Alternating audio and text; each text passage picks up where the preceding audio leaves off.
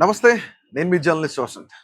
2 తెలుగు రాష్ట్రాల వ్యాప్తంగా సంచలనం సృష్టిస్తున్న సాయి కృష్ణ కేసు ఏదైతే ఉందో, ఈ సాయి కృష్ణ కేసులో ఇప్పటి వరకు ఉన్న అప్డేట్స్ అన్ని మనం చూసాం. సిఐ నాగరాజును విచారించారు సిట్. అలాగే ముఖ్యంగా సిఐ నాగరాజు ఆ సిట్ ప్రశ్నలు వర్షం కురిపిస్తున్నప్పుడు కొన్ని సమాధానాలకు ఆయన మౌనం వహించారంట.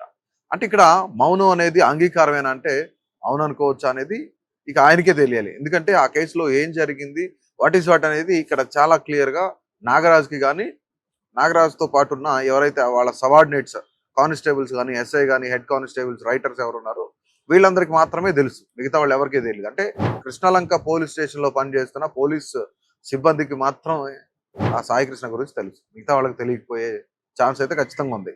సో ఇందులో భాగంగానే సాయి కృష్ణ తల్లిని స్టేట్మెంట్, సాయి కృష్ణ తల్లి ఎవరైతే ఉన్నారో ఆమె స్టేట్మెంట్ సిట్ కూడా రికార్డ్ చేసింది. సో సిఐ నాగరాజు పైన ఆమె కంప్లైంట్ కూడా ఇచ్చారు.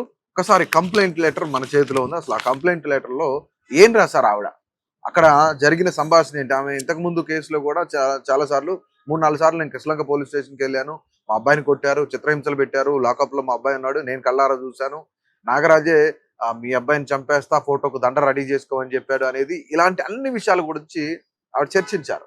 అయితే దీంతో పాటుగా నిన్న సిట్కి ఒక లెటర్ రాసిచ్చింది ఆవిడ. ఏంటి? కంప్లైంట్ లెటర్ సిఐ నాగరాజు పైన. నిన్న సిఐ నాగరాజుని అరెస్ట్ చేసినప్పుడు, విచారణ తీసుకెళ్ళినప్పుడు అదే తరుణంలో విజయలక్ష్మి అంటే సాయి కృష్ణ మదర్ ఎవరైతున్నారో ఆమె కూడా ఒక కంప్లైంట్ లెటర్ రాశారనమాట. సో ఒక్కసారి ఆ కంప్లైంట్ లెటర్ చదువుదాం. అంటే సాయి కృష్ణ వాళ్ళ మదర్, వాళ్ళ ఫాదర్, వాళ్ళ తమకు సంబంధించిన సిస్టర్, వీళ్ళందరికి సంబంధించిన కొన్ని డీటెయిల్స్ కొంత గోప్యంగా ఉంచుతున్నాను. వాళ్ళ డీటెయిల్స్ ఏం చెప్పకుండా వీళ్ళు కృష్ణలంకలో నివసిస్తున్నారట. అయితే ముఖ్యంగా ఒక అబ్బాయి, అమ్మాయి. సో అబ్బాయి పేరు చూసుకున్నట్లయితే సాయి కృష్ణ, ఇతను ఇంకొక అమ్మాయి, ఇద్దరు కూడా సంతానం అనమాట.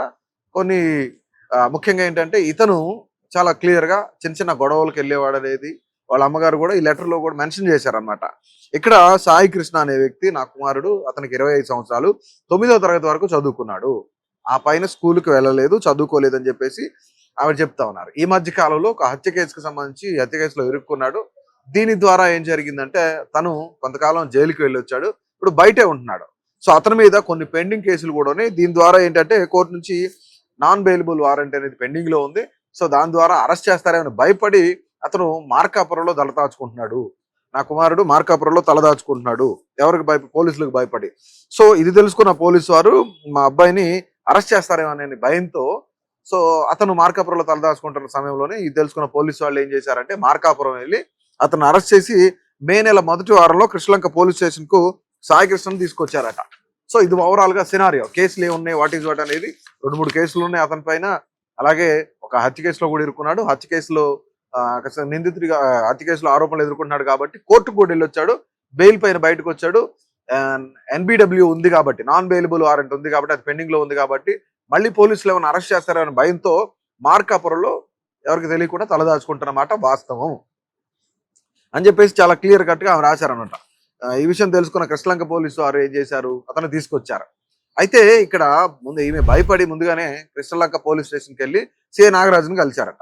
సిఐ నాగరాజుని కలిసిన తర్వాత ఎందుకు వచ్చావు నువ్వు, సో నీ కొడుకుని చంపేస్తా, నీ కొడుకు ఫోటోకి దండ రెడీ చేసుకోమని చెప్పేసి సిఐ నాగరాజు గారు నా పైన అరిచి కేకలు వేశారు. సో నేను చేసేది ఏమీ లేక అటు పక్కనే ఒక దగ్గర నేను నుంచొని ఉన్నాను. నుంచొని ఉన్న తర్వాత ఏదైతే పై అంతస్తు పోలీస్ స్టేషన్ పై అంతస్తుందో ఆ పై అంతస్తు నుంచి కొన్ని కేకలు నాకు వినిపించినాయి. ఆ కేకలు, ఆ వాయిస్, ఆ గొంతుకు అనేది మా అబ్బాయి లాగే ఉంది. నేను పైకి వెళ్ళి చూస్తే మా అబ్బాయి లాకప్ లో ఉన్నాడు. రైట్, మా అబ్బాయి లాకప్ లో ఉన్నాడు. సో అక్కడ నేను సిఐ నాగరాజు గారిని నేను బ్రతిలాడాను. ఏమని, నా కొడుకుని నాతో కూడా పంపించండి, నేను మళ్ళీ స్టేషన్కి తీసుకొస్తాను, ఎలాంటి తప్పు జరగకుండా, ఎలాంటి ఇబ్బందులు జరగకుండా నా కొడుకుని పంపించండి అని చెప్పేసి ఆ తల్లి బ్రతిమాలేనని చెప్తుంది. కానీ సిఐ నాగరాజు కనికరించలేదు నా పైన. కనీసం కనికరం లేకుండా నా మీద కేకలు వేసి పొమ్మన్నాడంట. అయితే ఇక నేను చేసేది ఏమీ లేక ఈ విషయాన్ని కొన్ని రోజుల తర్వాత నా చెల్లెలు అయిన వాళ్ళ సిస్టర్ ఉన్నారు, ఆమె లాయర్ అనమాట, అడ్వకేటు కనకదుర్గ ఆవిడ పేరు, ఆమెకు నేను తెలియజేశాను. అప్పుడు తను సహచరుల లాయర్లతో కలిసి ఆమె కృష్ణలంక పోలీస్ స్టేషన్కి వస్తే, కృష్ణలంక పోలీస్ స్టేషన్లో సిఐ నాగరాజు గారిని కలిస్తే ఆయన సమాధానం వాళ్ళకు కూడా సరిగ్గా చెప్పలేదట. ఆయన సరిగ్గా చెప్పకపోవడంతో చేసేదేమి లేక వాళ్ళు కూడా వెళ్ళిపోయారు అని చెప్పేసి ఆమె చెప్తా ఉన్నారు ఈ లెటర్లో. అయితే ముఖ్యంగా ఇక్కడ ఇక చేసేది ఏమి లేకపోవడంతో అంటే ఆమె సిఐ నాగరాజుని బతిలాడారు. సిఐ నాగరాజు కనికరించలేదు. మీ అబ్బాయి ఫోటోకు దండ రెడీ చేసుకోమన్నాడు, చంపేస్తానని చెప్పాడు.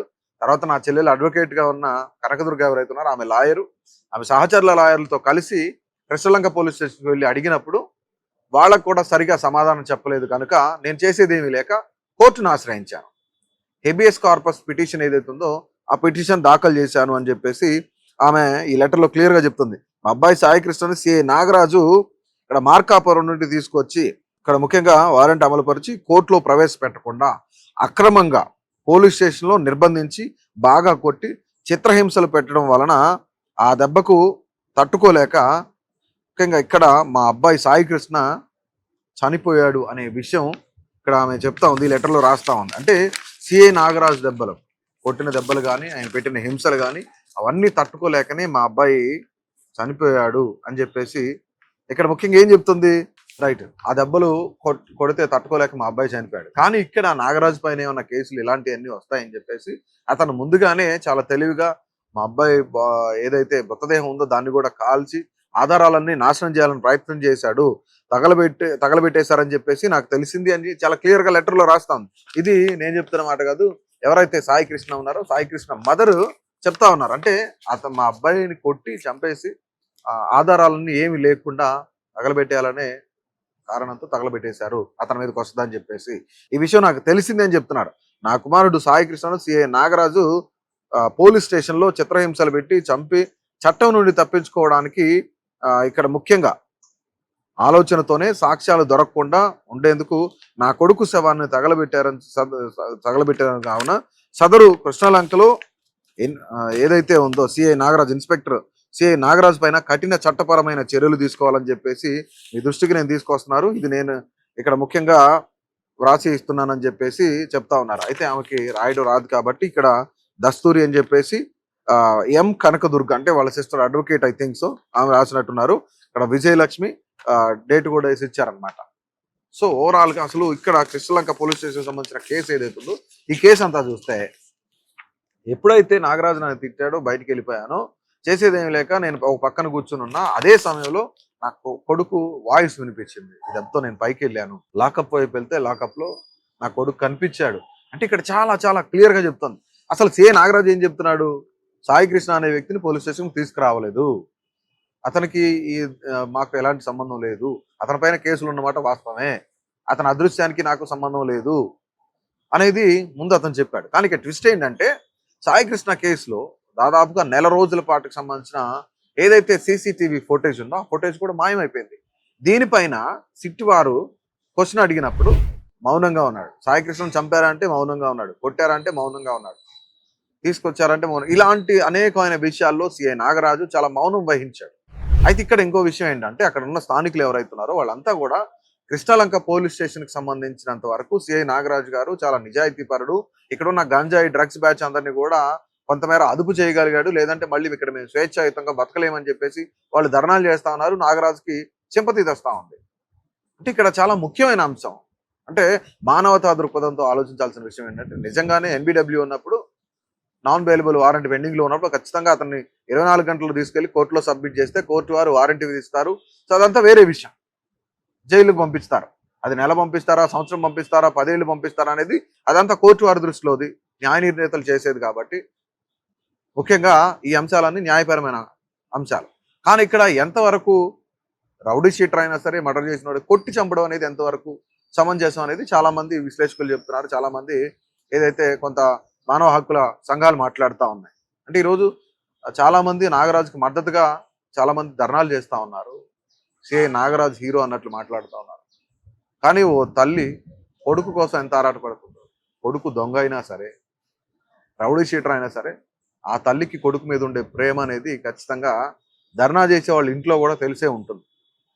కానీ నిజంగానే ఇది మిస్సింగా, లేదంటే కొట్టి చంపి లాకప్ డెత్ అయినా, లేదంటే ఇంకేమైనా జరిగిందా అనేది ఖచ్చితంగా సిట్ పూర్వాపరాలన్నీ కూడా పరిశీలించిన తర్వాత పూర్తి దర్యాప్తు కొనసాగించి కంప్లీట్ చేసిన తర్వాత ఈ నెల 29వ తేదీకి ఈ కేసుని క్లోజ్ చేసే విధంగా అన్ని ఆధారాలను సేకరించాలి ఈ కేసు పైన అని చెప్పేసి కోర్టు వారు కూడా ఆదేశాలు జారీ చేయడం జరిగింది.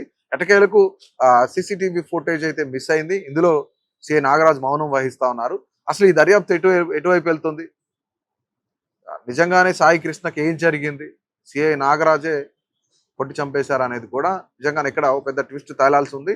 ఏది ఏమైనా సరే ఫైనల్ గా ఈ కేసు అంతా కూడా ఓవరాల్ గా ఈ నెల 29వ తేదీన కంక్లూడ్ అయ్యే అవకాశం అయితే ఉన్నట్లు కనిపిస్తా ఉంది.